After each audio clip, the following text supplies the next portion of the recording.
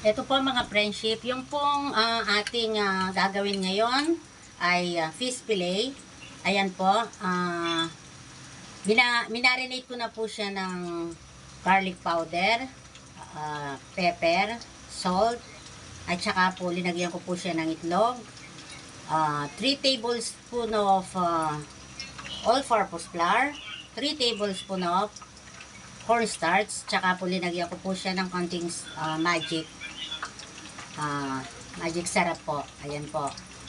Ngayon, nakababad na po siya. Ayan, mga friendship, minarinate na natin siya ng mga sangkap natin na ating ginamit. Ngayon po, gagamit po tayo ng ating breadcrumbs.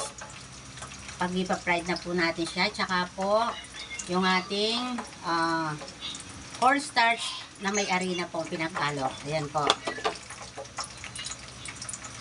So, pag mainit na po yung ating mantika, mga friendship, ganito po yung ating gagawin. Ayan po mga friendship, nagbati po ako ng itlog at saka ng konting white pepper, konting salt. Gagamitin po natin ito.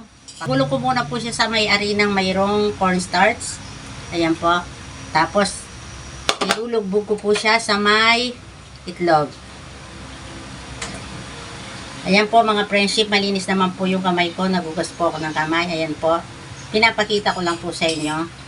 Ayan, basic lang naman po ito. Sigurado alam niya na po ito. Ayan po. Ayan po mga friendship, pinagulong ko po siya sa breadcrumbs. Tapos ilalagay po dito. Ayan po. Ayan, paulit-ulit lang po mga friendship yung ating proseso sa ating paggawa.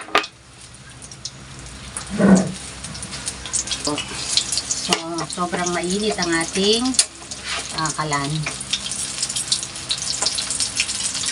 Sobrang dapat ano lang po siya, low lang po.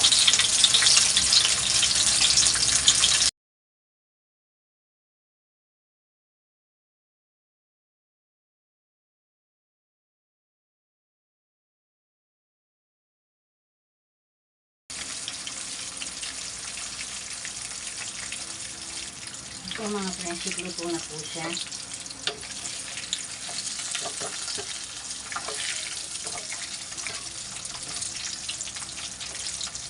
At ayan na po ang aming finished product. Maraming salamat po sa aming mga followers at sa aming mga viewers. God bless you all.